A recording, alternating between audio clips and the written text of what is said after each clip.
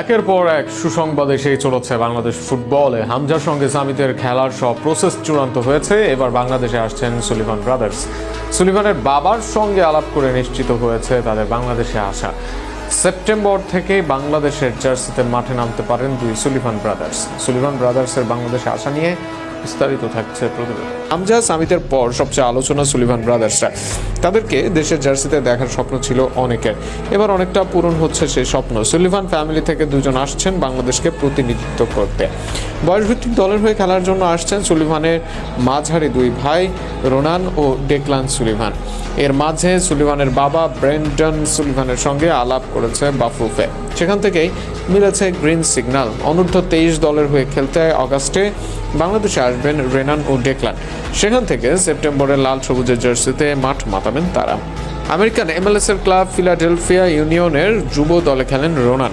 MLS এর বয়সভিত্তিক লিগে 9 ম্যাচে 11 গোল ও 1 অ্যাসিস্ট আছে রোনানের। রোনানকে ঘিরে সবচেয়ে বড় আশার দিক তিনি খেলেন নাম্বার 9 পজিশনে, যে পজিশনে সবচেয়ে বেশি ঘাটতি বাংলাদেশ দলের। আর সেখানে MLS এ নেক্সটে নিয়মিত গোল করছেন রোনান। যেভাবে খেলে যাচ্ছেন MLS এর সুযোগ পেতে খুব বেশি দিন দেরি হওয়ার কথা নয় কারোরই।